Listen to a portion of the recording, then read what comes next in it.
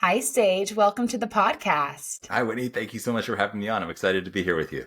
It is such a treat to finally connect and have a great conversation. I know we've seen each other over the years at Expo West, and I love what you guys are doing. So tell me more about how you decided to combine adaptogens and chocolate and what made you launch Addictive Wellness. The combination of adaptogens and chocolate for me came from growing up, fortunately, kind of in and around the health world. So I was very lucky to have kind of an early start into my health journey, whereas a lot of people, unfortunately, don't get to start their health journey until health problems find them. But for me, in my teen years, I was seen in my parents' wellness center. They had a wellness center in Westlake Village, California, with infrared saunas and jade massage beds. Like back in the early 2000s, before people were really even talking about this stuff. Now it's everywhere, right? But going back to then, I kind of would see these people come in with back problems, different health issues, kidney issues, prostate issues, headaches, fatigue, Lyme disease, like whatever you can imagine. I saw people dealing with it. And they were mostly in the 50s, 60s. And I would see them get better. I would see them have these massive health transformations. And it got me thinking, well, what if I got onto doing some of this now before all these problems find me? How long can I stay out ahead of them? And what could this mean, not just for my longevity, but for the potential of the cool things that I can get to do in my life? If I can have 80 or 90 years of really robust health, or maybe even more, how many more amazing experiences can I have? How much more time can I spend with, children and grandchildren? How many more cool places can I go in the world? And so I got onto it right from that point. And I realized after a while that if I wanted to share this with other people, I had to put it into a format that they were going to be interested in. When I was in college and would be on a surf trip with my friends in Costa Rica, and they would see me drinking these superfood smoothies that I would make in my little NutriBullet blender in the corner of the hostel while they were, having their rice and beans and all, chicken and whatever.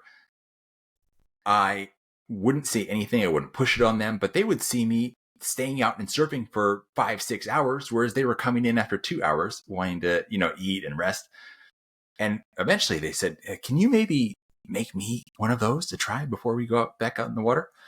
And this is kind of the moment I had been waiting for. I never wanted to push it onto them, but when they were ready, I was excited to share.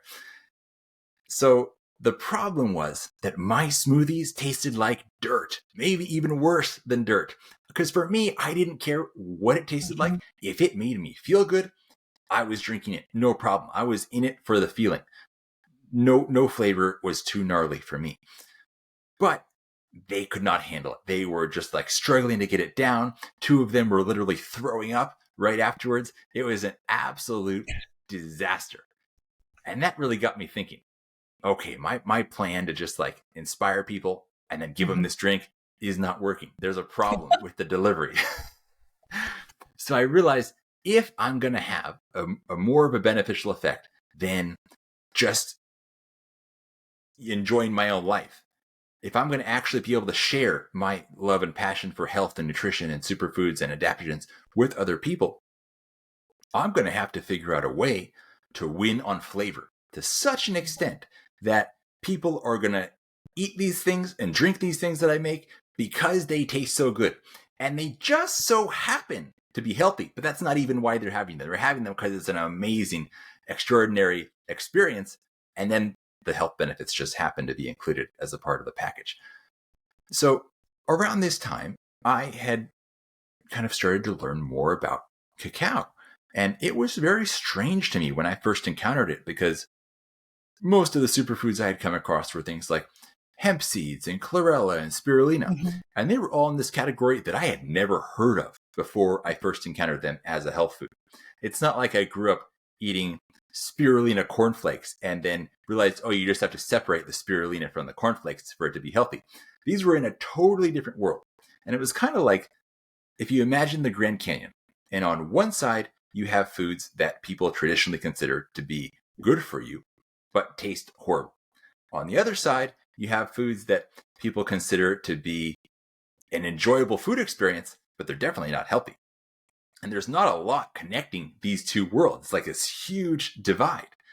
And cacao was weirdly something that seemed to have a foot in both worlds, because it had these amazing nutritional benefits as far as being the highest food source of magnesium, very high in chromium and zinc and iron, and having other more interesting, I would say, food properties to it as well in terms of the neurotransmitters like phenylethylamine and anandamide, things that really bring about bliss and may even have effects on pushing forward one's consciousness and spiritual energies. But at the same time, chocolate is something people have as a guilty pleasure. It's like, what's going on here? And this is so weird. This doesn't seem to be the case with just about anything else. I mean, how many other health foods do people in the mainstream world crave? And how many junk foods do people in the health food world eat? It's like, this is an interesting possible gateway drug here. And I was also loving these adaptogens and seeing the effects that they were having in my health, and loved reading about their traditional knowledge and uses of them. But the problem was that a lot of these more medicinal or adaptogenic herbal ingredients have quite strong bitter flavors to them a lot of the time, which are the actual medicinal compounds. And we've pretty much bred those out of our food supply in the West. We've bred out the bitter flavors. You know, you may get it in like if you have some like dandelion greens or something, but come on, who's putting dandelion greens in their salad for the most part? And so we have to figure out a way to get these back in. But the adaptogens, they're tough for people because they're not used to these flavors. Our Western palate has become accustomed to these more bitter flavors. But weirdly, one bitter flavor that people seem to have accepted and be cool with is the bitter of chocolate. And so it's like, okay, all the pieces are coming together here. We have a great gateway food. Just so happens to be the perfect camouflage to sneak in some of the most powerful adaptogenic herbal compounds in the entire world. This could be amazing. Can we make it sugar-free? Okay, now we really have something here. So that was kind of the entry into my love affair with chocolate that just never stopped. Well, I have to go back and ask what was in your smoothie, because I'm one of those people that it doesn't have to taste great. If I know if it's good for me, I'll naturally lean into it. So what was in that old school smoothie you were feeding your friends? And at this time, I have to preface it by saying my health knowledge still had a lot of advancing to do. I didn't totally know what I was doing in the sense that I was 18 years old, right? I was putting in like just orange juice and some frozen berries. And then I had this superfood mix, which is like hemp protein, spirulina, chlorella, some other Western herbs like milk thistle, for example. And so I'd put a big scoop of that in there and then add extra hemp seeds and chia seeds and maca to that. And in some cases also shilajit, which of course is you got to be careful playing with shilajit because there is a risk of ruining the flavor completely of whatever you're doing. But I didn't care. Yeah. You have to be very careful. There's certain very little flavor combinations that can work with that and can be awesome, but for the most part, it's risky. And so this was so far away from the fast food diet that most of my college friends were very accustomed to and the kind of flavors that they would find in those foods that they weren't quite ready for it. But when I managed to lure them back in with chocolate later on, after I made some progress, that was a lot more enjoyable of an experience for everybody, I think. Well, the chocolate industry is really evolving. And I think at this time, all the chocolate on the shelf had just traditional sugar in it. And it usually had a lecithin. So some sort of soy lecithin or sunflower lecithin, something in there that would cause a lot of digestive issues for people, but was also a preservative to allow the chocolate to stay on the shelves longer. And I want to know, when you were looking into making your own chocolate, how did you figure out what ingredients to use? How did you figure out the cacao so you would get that potent health benefit versus some sort of more processed cacao that I would say 10 years ago was much more easily found on the shelves? Yeah, the cacao that we use, it represents a fraction of 1% of the total cacao supply worldwide. And like I said, I kind of grew up in and around the health industry, so I was very lucky from a relatively early age to make some connections in terms of sourcing and spent a good amount of time traveling around the world making connections with people in my early 20s and seeking out the most amazing sources of a lot of these different ingredients that I love so much. And in the case of cacao, was connected with some folks in Ecuador who were not growing it on a plantation. And they were actually forming a network of people who had access to basically wild rainforest lands where cacao was growing, and would go and wild harvest the cacao from these places. And so this is right from the beginning a very different thing, because when you hybridize a plant, like most of the cacao that we see in the world is of two varieties. It's either Forastero or Trinitario. And these are heavily hybridized, designed to grow on a plantation, designed to produce maximum output, designed to grow lower to the ground for easy harvesting. And the quality is not the highest. It's not the worst thing in the world by default, but it's also not really an elite superfood, in my opinion. The flavor is also not there. And a lot more of what we see in the world also is a variety called CCN51, which is for absolute maximum output, maximum resistance to any pests or disease, but it has a flavor of what is known as acidic dirt. It is so the big quandary in the cacao world is, how do you make the flavor of CCN51 work, when it should be, how do you grow actually a higher quality cacao to begin with? Now, with all these varieties, they're mostly heavily hybridized to grow really well in Africa, which is where the majority of cacao production happens these days. But we want to grow things ideally by this Taoist principle of D-Dao, which says that if you grow something to maximum strength, you're going to want to grow it in the environment in which it evolved to grow, because it has developed genetically to thrive the most in that environment, to get the most out of that soil, to produce the maximum in that climate. And so where cacao has evolved ancestrally is not Africa. There is no cacao originally in Africa. They have many other great things, some incredible herbal compounds coming from Africa, but cacao is not one of them. So we go to the original source, and then we process the cacao via fermentation first, and then it's sun-dried, and we don't roast it. That's something that we do that's a little bit unique, because we want to preserve the integrity of a lot of the heat-sensitive compounds that you might find in cacao. And then from there, it is done in very small batches in a way to really look over it and preserve the integrity. And one of the craziest things is we've managed to have a cacao that is free of mold and mycotoxins, and that's a whole nother rabbit hole we can go down. Yeah. But this really makes for the ultimate starting place to a chocolate, because you have the flavor is just totally different when you have something that is grown in mineral-rich volcanic soil, as opposed and living in the wild with that genetic robustness to survive in the wild, where it's not protected by a fence and a scarecrow in a monocropped area where all other plants competing for anything and animals are kept away from it. It's out there fighting. It's like if you have a kid who grows up with helicopter parents keeping away anything that could possibly have any kind of effect whatsoever, versus somebody who grew up with a little bit more adversity and had to rise to the occasion. This is cacao that has had to rise to the occasion. And so it makes for a pretty awesome chocolate, in my potentially biased opinion. What do you think it's doing for your health then? Because it is the natural traditional form. And I often look at the way food grows as to the body parts and organs and systems it's going to support and how it's going to make you feel. What do you think the energetic support that cacao offers people when they consume a high quality version? Well, on a purely mineral level, first of all, I would say that you can't put more nutrients into a food than exist in the soil that it grows in. So one of the big problems with modern agriculture is that the soil is becoming very depleted of nutrients. You can look at this across all kinds of foods, and when compared to the nutrients found in that same species of food 50 years ago, it's a drastic decline, which is very scary.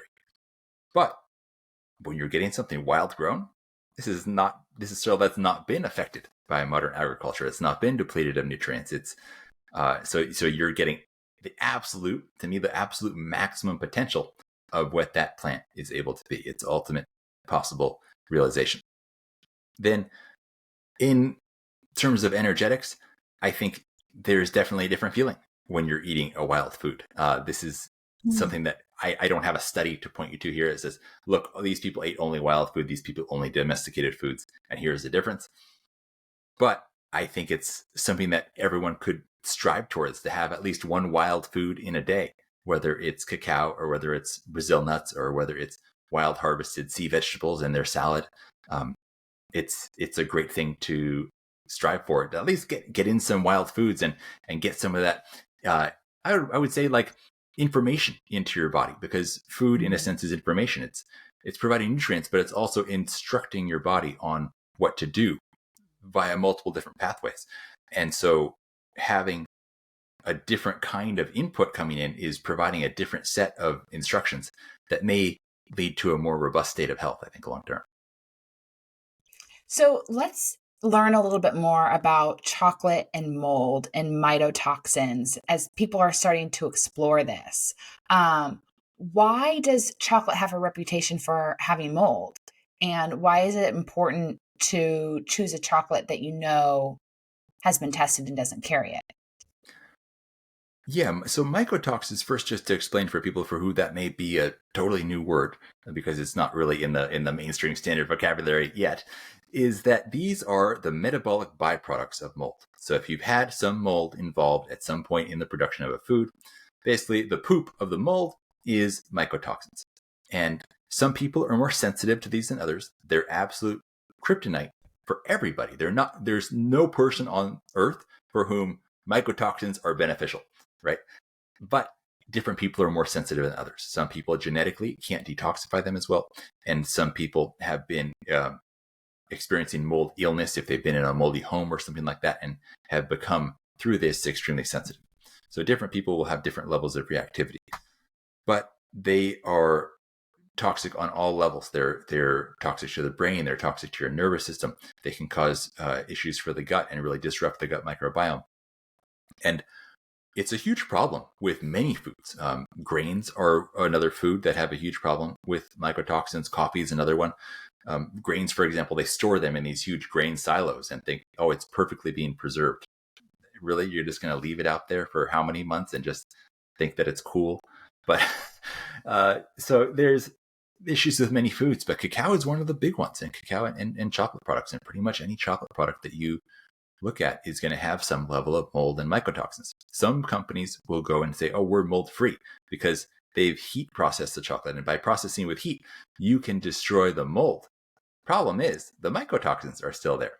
It's like if you go to a scene of a crime and you say, oh, we got the bad guy. But the crime is already done. The damage is there. It may be not the perfect metaphor. I got to work on that one a little bit. But there's like, you haven't gotten rid of the mycotoxins. Oh, okay. Here's the better one. Somebody's planted a bomb in your house, and they say, "Oh, we got the guy who did it," but you didn't take away the bomb. Then it's still a real issue. So with the way that our chocolate is processed, it's a combination of factors. I think it starts from the genetic robustness, first of all, of those trees, that they've evolved to survive in the wild, meaning they've evolved to fight off pests and different harmful organisms, whether it's different molds or bacteria or fungi, and thrive in that environment. Then you have the way that it's processed in small batches and not in these mega batches of huge chocolate industry, where they're able to really control things, keep it all cleaner, keep it really hygienic. And then we end up with something that's just absolutely quite unique and magical. And I feel so grateful to have come across this and be able to share this with people. Well, you guys do chocolate that's considered sugar-free. And some people get excited when they hear that, and some people get warning signs because they've heard a lot of bad things about sugar-free products. So what are ingredients that allow natural things to be sweet, like chocolate, without using chemical sugar-free ingredients? Yeah, I would say that, just to begin, just like in the world of chocolate, how most chocolate's not good for you. Most sugar-free things aren't good for you. But at the top echelon of this world, there's something that can be absolutely amazing. Same with the world of sugar-free sweeteners, We're not talking about using ACE-K or sucralose or aspartame or any of these kind of things. No, not using sorbitol, which causes disaster for so many people. I would say the top healthy sugar-free sweeteners would be stevia, xylitol, allulose, monk fruit, and pentose. In the right circumstances, I would group erythritol in there. There was a big smear campaign on erythritol earlier in the year, but I think that was really heavily misrepresented and misinterpreted. It's not a sweetener that we use in any of our products, but basically they looked at, was erythritol present in the systems of people who had certain health issues? The problem is that if you're overweight and obese, your body produces erythritol. So they were saying that, erythritol is here. They didn't look at their dietary consumption of erythritol. They just looked at erythritol levels in their body. And so it was there almost certainly as a result of their health problems rather than as the cause. So that's, another story, but you have to be really careful when you will sometimes see stories come out about something that people said was healthy for you and then is found to be not. And sometimes it's genuine, but you also have to read a little bit more into the details, because sometimes, especially these days, people are just chasing headlines and the clickbait. And it's just one of the challenges in the modern world. We have the internet, which is such a great tool to get so much information, but it's not always correctly represented. So how did you figure out what type of sugar or sugar-free product you wanted to use? So I opted in our chocolates for the combination of birch xylitol, and specifically from birch because you can also get xylitol made from corn. But then you have concerns about being genetically modified corn or being glyphosate sprayed. So we get it exclusively made from birch trees. And then we also use a special non-bitter organic stevia. There's still like a 2% of people who have an extreme sensitivity to stevia flavor. They just, I guess, have overdeveloped that one taste bud that picks up stevia and it just overwhelms their system. But most people who even come to us and say, I don't like stevia, they try our chocolate and like, oh, that doesn't taste like stevia. And so it can be done in a really clean tasting way. And I bring together multiple sweeteners instead of just one, because when you have traditional sugar, I kind of think of it as playing a chord on a piano or another musical instrument, where you're hearing multiple notes, multiple sweet notes that are in harmony together and create this full spectrum of sweetness. But what you have a lot of times with sugar-free sweeteners is that they're just playing one note really loud. And so that's why sometimes people say like, it tastes sweet, but it also tastes weird. But when you put multiple of these together in combination, and there's also a little sweetness coming from the Peruvian lucuma fruit that we use in our chocolates, helps cream them and give them this kind of vanilla caramel flavor to it as well. When you have multiple of these individual notes, well, now possibly you're forming a chord again, and you can create that full, well-rounded, sweet flavor to it. Well, let's talk about adaptogens. And I'd love to know, just in general, what adaptogens do you like to trickle into your diet throughout the week? Whether in a beverage or in a meal, what do you actually like to consume?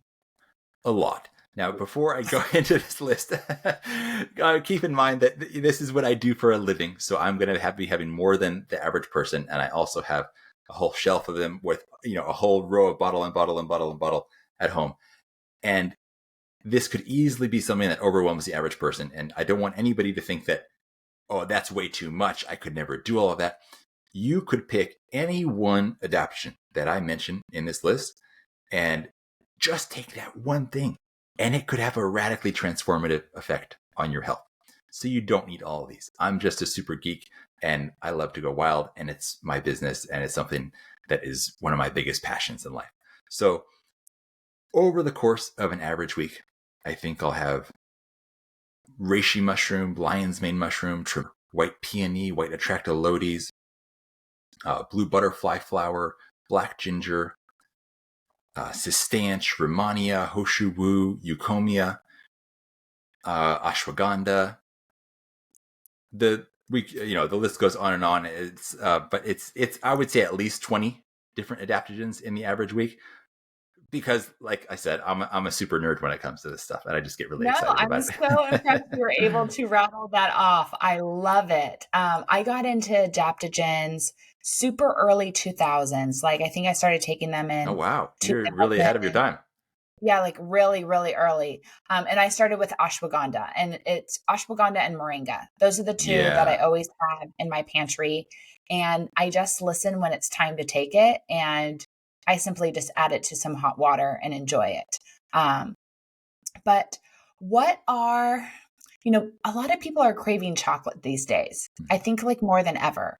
And I don't know if it's because they need the extra heart opener or just the extra feeling of love in their heart or the grounding, because I believe chocolate provides those three feelings. It can open your heart, it can make you feel more in your heart, and it can help ground you to the earth when you um, are a little stressed and too much in your head. yeah. Are there certain adaptogens that you like to add to your chocolate to help support people in those feelings that they naturally get just from the cacao alone? Absolutely.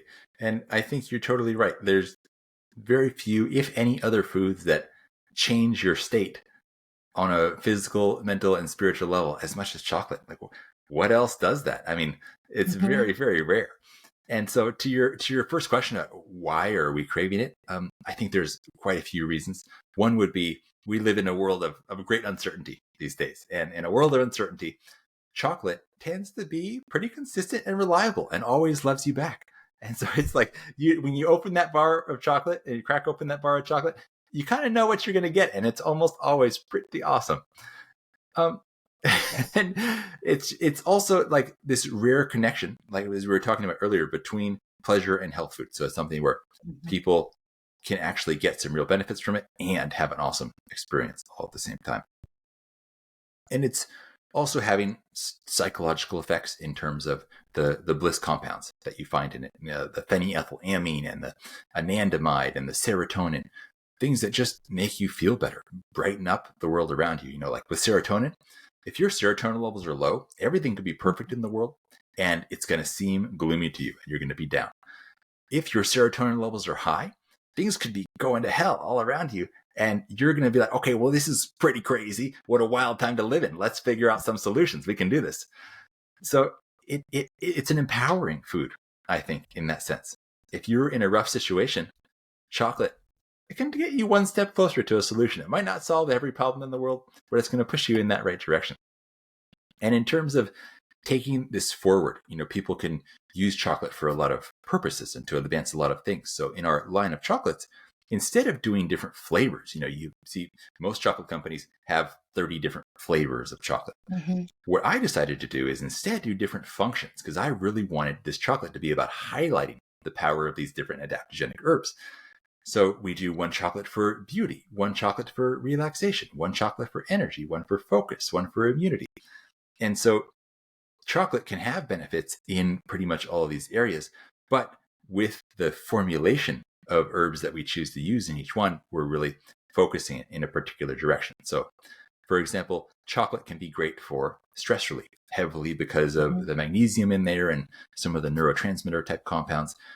And then we have tranquility chocolate, which has reishi mushroom, which is probably the best herb at quieting the mind and opening the heart, getting you out of thinking and into feeling. And then we have ashwagandha in there, and also hoshu wu, which is one of the ultimate herbs when it comes to grounding. It's an herb that really builds what the Taoists call the yin jing energy, which is like your deep core reserves that get depleted when you are burning the candle at both ends for a bit too long. This is really good advice that we can all use, whether we eat chocolate or not. So I'm taking notes. Oh, I'm lovely. taking notes. I think a lot of us have hit a point of, God, that deep reserve being used up. And like, how do we refill the tank? And there's a lot of different ways that we can do that, through walks and time in nature and massage and all these activities. But sometimes we just need to look at simple things like how can we add something to our diet to make us feel better to restore our tanks? Right. There's so many things that you can do to advance your health and restore yourself in a positive direction. I think it's about taking stock of what tools are available to you and then Hmm. deciding what's practical for your life. Because somebody might say, I love spending time in nature and I have an hour whenever I can go for a walk in nature every day. Awesome. That's super. I'm 100% for that. Maybe somebody says, I don't have time. I don't have time for anything. I have work. I have kids. My life is insanity. But I drink coffee every morning. Okay. I'm not even going to try to take away your coffee. But could we add reishi mushroom and ashwagandha and hoshiwu blended into that coffee in a way that might even make it more delicious and will be restoring you at the same time? So you can take almost any dish, and this is something that you do as a master chef as well. You can take any dish that somebody's having, and there's a way to make it better. And not that you have to spend a ton of time doing this. It can be done almost effortlessly, but you can put together strategies on, okay, here is this thing I'm eating. How can I take it a little bit further? How can I incorporate a seriously powerful ingredient or two in there that take it from being something just nutritional to actually being medicinal in nature? Yes, it's always looking at how nutrient dense can I get this? How can I get more bang for my buck from my food or anything that I consume? Exactly. Like, let's say, as an example, that somebody is okay. So the other night for dinner, my girlfriend made a butternut squash soup. It was amazing. Butternut squash, very nutritious, fantastic. Um, and then into there, we added astragalus and lion's mane. So this is things that it doesn't have to be that you consume adaptogens as a specific dedicated thing on its own. You can work it in. Once you get to know them a little bit and understand their different flavors, some of them play really nicely. And these are definitely two of those that you can work in. And astragalus, it's a great energy and immune tonic. Lion's mane mushroom is great for the brain and for your neurological health and preventing aging of the brain and also optimizing current functioning of the brain. So it's almost like it becomes a game after a while. Like, what can I sneak in here? What can I sneak in there? So, how much did you guys add and how did it change the flavor? In terms of incorporating the herbs, Hmm. uh, Yes. it's it's it varies a little bit for each one because some of the herbs are of different potency and extraction concentrations than others. But it's similar to what you would have in taking a couple capsules of supplement, basically per serving of the chocolate. And it definitely, you have to be careful because some herbs don't go well with the flavor of chocolate. Yeah. For example, I really wanted in our focus chocolate to put rhodiola, but it has a specific flavor note that just would overpower the entire chocolate, and it became the feature. And you didn't really taste much else. Schisandra berry, I would have loved to put into our beauty chocolate because it's one of the greatest all-time beauty enhancing herbs, but it has so much sour flavor to it that it jumps out too much. On the other hand, if you were making a lemonade and you wanted to put Schisandra in there, or if you're making a berry smoothie and you want to put Schisandra in there, that goes great. It just doesn't play nicely with chocolate. Fascinating. So, some things go well with chocolate, some things go well with smoothies, some things go well with soups, and it's That's almost it. trial and error to figure out what works with your palate. Exactly. What works with your palate and what will blend with the other flavors there. And it's not only like this with adaptogenic herbs, it's like this with other foods too. Like you wouldn't try to put pieces of a chocolate bar in a salad. It's just too weird. There's things that, oh, this goes there and this goes there, and well, we don't really put them together. They're amazing on their own. And so it becomes kind of a strategy game of what fits. Sometimes in the process of experimentation, something will be gross, but you just chalk it up to experience. Absolutely. Well, I'd like to ask a few more kind of myths around chocolate before we wrap up. And one is, so you keep mentioning the benefit of magnesium in chocolate and how it's a great source of magnesium for us. And we know magnesium's great for joints, for bowel movements, for sleep. But then there's that myth that if you eat chocolate too late, you won't be able to sleep. Is it the chocolate? Is it the sugar? What is it that affects the sleep? The sugar can definitely affect the sleep, and the chocolate may affect the sleep. It depends on the individual's genetics, most likely, because different people process caffeine and theobromine at different rates. So you have different genes that actually govern these things. Some people are fast caffeine metabolizers, meaning that the caffeine hits them hard, but then it's out of their system really fast. Some people are slow caffeine metabolizers, meaning that it stays active in their system for a very long time. So a fast caffeine metabolizer would have no problem probably having chocolate in the evening, whereas a slow caffeine metabolizer may be a little bit more sensitive to being kept up. And there's very little caffeine in chocolate. It's actually within the realm of what you would find in a cup of decaf coffee, according to the tests that we've had done on our cacao. Wow.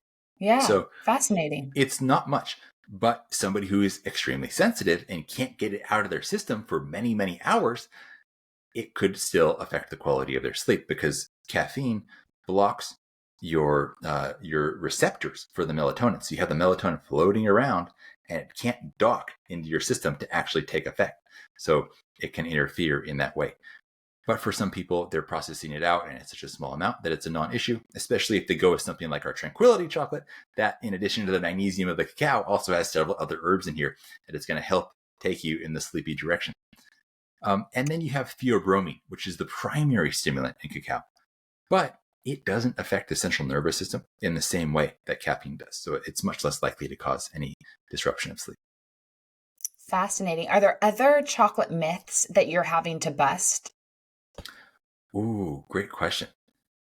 I think the big one is that it's not healthy for you. And while that is in most cases true, of course, it's not here. But that's a pretty simple one to make people understand as consciousness around that is really evolving. A lot of people are wondering these days about heavy metals in chocolate as well. There's been a lot of publicity around a Consumer Reports article that was published about a year ago, warning people about levels of cacao in chocolate. And it's a real issue. Our cacao, fortunately, because of the way it's grown and processed, is extremely low. But a lot of people write us emails and saying, can you please guarantee me that your cacao has absolutely zero heavy metals? I would love to. But unfortunately, we live in a modern world where heavy metals exist. You're not going to find really any naturally grown food that's grown outside of an enclosed laboratory that has zero heavy metals. One, because heavy metals exist in the soil as a part of mineral-rich soil. So there's going to be some that come like that. So even if humans had never existed and never spread heavy metals across the planet, there would still be some. The other thing is that humans have spread them across the planet, so they exist. But you want to still try to minimize them. I'm a big fan of minimizing heavy metals, big fan of heavy metal detoxification as one goes through life, because consumption of some, even in the air that we breathe, especially if you're living in a city, is inevitable. But I think it's also good to take articles that bring up a lot of feelings of fear and stress, like the Consumer Reports article, with a grain of salt, because they were judging things based on the levels recommended by the California proposition that governs the levels of heavy metals that are allowed in foods, right? Prop 65. And this is not really well understood outside of people who are inside the food industry. Most people think, oh, like I see this label on my food, Prop 65 warning. But you also see that Prop 65 warning going into Disneyland. You see that Prop 65 warning going into a parking garage, going into a bank. The reason is that within the industry, it's understood that they have set the levels for heavy metal acceptance so absurdly low that you can't even breathe air without going over those limits. And so when the way they calculate the safe limit for Prop 65, and this is totally different from like the EPA's levels for heavy metal safety. What they do is they take the level that's been shown in research to cause no harm. And you would think, okay, they set that as a safe limit if this is the level shown to cause no harm. But no, they divide that level by 1,000 and set that as a safe limit. So that's why you see Prop 65 limits warnings on everything, because they're being absolutely under for everything is very difficult / impossible. So you have to take all these things with a grain of salt. I'm a big fan of heavy metal chelation, doing things like, doctor guided DMSA chelation therapy. But you also have to realize that the same warnings that were given with major fear about chocolate in that Consumer Reports article could have been done about pretty much any food in the health food store where you shop. They just happen to focus on chocolate. Yeah, and what you should be more concerned with is the pots and pans that people are preparing your food with. 100%. Um, you know, there's, or you just need to go out and travel the world and see what's happening in other places, and you'll quickly learn that the chocolate or a lot of the foods that you're purchasing within the United States are a lot safer than you realized. Yeah, and it's not to say that people shouldn't try to minimize the heavy metals that they're consuming. I'm 100% for that. That's what I do myself, and I think it's great. But don't miss out on amazing nutritional and health benefits in the search for absolute zero heavy metals. Because if you're only eating foods with zero heavy metals, you might starve. You might not find anything to eat. Well, chocolate continues to be a kind of a tool people use, I would say, in spirituality and wellness, at spiritual and wellness events. Is there any place that you keep turning to kind of grow your health and wellness knowledge, your spiritual knowledge, anything that you're super into right now?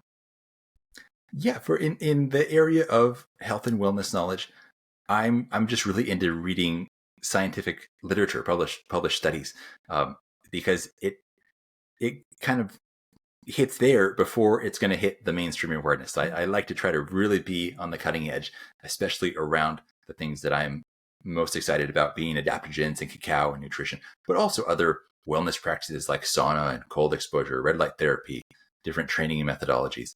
So I love getting right into that and getting into PubMed and seeing what are the latest studies that I can find and get into and start to understand more. I also love listening to and reading interviews with the people who are doing this research, because often Yeah. there you can start to get some insights even before it's hit the published research. So I find that very cool, and I have huge respect for people who are doing so much hard work to bring us knowledge about how to access higher levels of health and wellness. And I think when you have health and wellness, spirituality flows naturally from that. It's easier in a lot of ways. For example, in the Taoist wisdom, when you're under a lot of stress, they would say that your Shen, which is your higher self or your spirit, becomes frightened and withdrawn.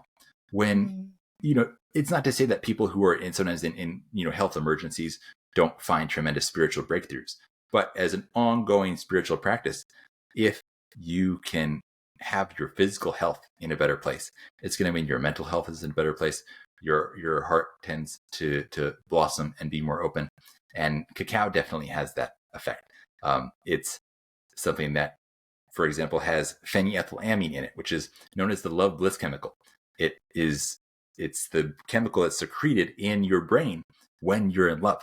And this is something you can actually get also from a food. It's why we have that Valentine's Day chocolate connection. It's not just a coincidence. And then you have things like anandamide and serotonin, these bliss chemicals that put you in such a better state, because so much of the way you interact with the world is determined by your filter and how you're perceiving things. And the healthier you are physically and mentally, it's going to change the way you perceive things, and that's going to change the way you react to things. And so if you're healthier, you're going to be able to react with more kindness and compassion than if you're struggling, low energy, brain fog, sleep deprived, etc. So I think it's a great way to lay a foundation on which to build a beautiful spiritual life. That is a really great point. No matter what, we can control what we put in us, what fuels us. Right. Even when we don't have time to do all the other modalities out there that we hear are great for mindset practice, our food alone can support that. And the mindset practice will also go better if you're well fueled. If you'll be able to, let's say you're meditating, for example. If you're low energy, you're sleep deprived, you're not fueling your body with the compounds that it needs, you're going to be falling asleep during your meditation. But if your energy production is spot on, your mitochondria are firing, you're consuming adaptogenic herbs to build your chi so you have great energy, you're going to be having incredible focus, and your meditation is going to be just magnified in its potency. Oh my God, I love that. We're like ready to go out and buy a bunch of those mushrooms that you mentioned. Like, let's go. Yeah, and just a reminder for people, it only takes one. You can just start with one, and I even recommend starting with one, because with trying something new, whether it's a supplement or an adaptogenic herb or a new superfood, whatever it may be, I like to start taking it on its own. Take maybe half a teaspoon in a cup of warm water and just sit somewhere quiet and drink it like that. And you can meditate or just, be still with it for a little while. Really pay close attention to how it's affecting your state of being, physically, spiritually, mentally, because a lot of people will go buy like some adaptogen blend. And these can be cool for just making things easy and fast through your day. But the problem is, I think it's like taking somebody on a first date. If you take 20 different adaptogens all at once for the first time, before you've ever gotten to know them one-on-one, it's hard to figure out what's doing what. And so when you take it one-on-one, it's like having a first date in a very intimate, quiet setting. You get to know the other person before you take them to a rave and go absolutely wild. The rave is for later on. First date, go one-on-one. Get to know each other and see how you really feel. I love that. Well, I'm going to go and I'm going to muscle test multiple adaptogens, figure out the first one I'm going to play with, and just use it for a month and see how it all changes and evolves. Keep me posted. I'm curious to see how it goes and which one you end up going with. Yeah, I'm going to re-listen to this episode and choose, I think, one of the mushrooms that you mentioned, Hushiwu. Oh yeah, Hoshiwu. So Hoshiwu. it's actually a root. It's a root of an herbaceous vine, and it's got a beautiful story behind it. But it's one of the most powerful. I think it's if someone's been really pushing their limits and they need some restoration, it's a great herb to go to. I think that one's going to be it. Now, do you guys sell adaptogens as well as your chocolate? I know you guys have a variety of things on your website. Yeah, so we have our chocolates with the adaptogens. We sell a lot of different individual adaptogen extracts for people who want to get into using them on on their own in their own unique ways. And then we make our elixir blends, which are basically designed to be the ultimate hot indulgence drink. But you just have to add a cup of almond milk or coconut milk and blend it. The sweetness, the creaminess, the adaptogens, the deliciousness is all in there. We want it to be easy on the go. And then we sell the cacao powder and the cacao nibs of this really, magical cacao that we are so lucky to have. Oh, I love that. So people can make some raw desserts at home with really good cacao. Yeah. I love that. Send us pictures of whatever you're making out there. I always love to see it and get inspired from everybody. Yeah, that's such a good idea. As a chef, as a personal chef, I make a lot of raw brownies for my clients. Oh, yeah. That's what they really like because you can just slice it up, easily put it into just little bites. But you just make one pan, and of course it also freezes well too. So that's a great way to use good quality chocolate in a healthy dessert where you don't heat it. And what a great food for people to have, to be able to have as a go-to snack when they would maybe have turned to something bad, when they would have grabbed a bag of chips or grabbed a soda. You get to have a brownie. It's definitely better tasting than any of those other things, and it's going to be amazing for you. Yeah, and that's a really great dessert that you can make or snack where you can add in additional adaptogens. You can add in, protein powders or collagen powders or pearl powder. You can use a variety of nuts and you can wash and soak and toast those nuts and play around with the different health benefits of nuts and seeds. A way to upgrade their diet without losing the satisfaction of having a treat every now and then. Right, exactly. Because you want to make sure that you're still having some fun in life. And fortunately, cacao is, it's the Latin name is Theobroma cacao. Theobroma means food of the gods. And so it's almost like it's been gifted to us to be able to really have some supreme enjoyment while staying healthy at the same time. I love that. Well, where can people learn more about you, Sage, follow your adventures, buy and eat Addictive Wellness? Please share. Sure. Thank you. You can find all of our products on addictivewellness.com, and you can use code Whitney Aronoff for a 10% discount on your order. So can load up on a few more goodies, get yourself an extra chocolate bar. And then if you are interested in this kind of stuff and are curious to learn more, we're posting several times a week educational videos on our YouTube channel, on our Instagram, TikTok, and would love for you to connect with us there and continue the adventure together. Perfect. And I'll have the links and the discount code in the show notes for you guys. And can you leave, Sage, our listeners with maybe one last health or wellness tip that they can consider adding into their life? Yeah, absolutely. Of course, the easiest one would be take an adaptogen, but let's do something totally different. Figure out a way to expose your body to some beneficial stress, because we've heard so much about stress is bad, minimize your stress. But if you have absolutely zero stress, the body doesn't thrive in that either. And the stress of trying to get to zero stress is actually probably going to be more stressful than where you were in the first place. So find forms of beneficial stress. This could be taking herbal ingredients. Many of them work in a way that they slightly stress your body in a certain way so that it pushes back and actually ends up stronger. Or it could be in the form of going into a sauna. It could be in the form of going into cold water. It could be in the form of high intensity interval training. It could be in the form of doing something that is a little bit more cognitively intense than you might normally do. Find some way just to put not too much, but a little pressure on your body so that it grows back stronger. Be like that wild grown cacao that has to deal with a little bit of wild stuff out there, some craziness, but then grows as a result and becomes more robust and can have such a beautiful impact on the world around. Look what this chocolate does for so many people. And you can be like that too. Take on a little bit of stress in a sustainable way that allows you, it's what's called hormetic stress. And this is stress where you get pushed down a little bit. It's like if somebody analyzed your muscle tissue after you worked out, they would say, whatever you just did, never do it again. This is horrible. Your muscle tissue is destroyed. But you look a week later, it's built back stronger. So this applies to several things like heat, like cold, like exercise. And so take on stress in some of those ways and let yourself grow. Thank you for the tips today, and thank you for the insight on chocolate. Everybody loves this topic. I love learning more about the chocolates that I like to buy and consume. So thank you so much for being here. My pleasure. Thank you so much for having me on. I really appreciate it. It was great.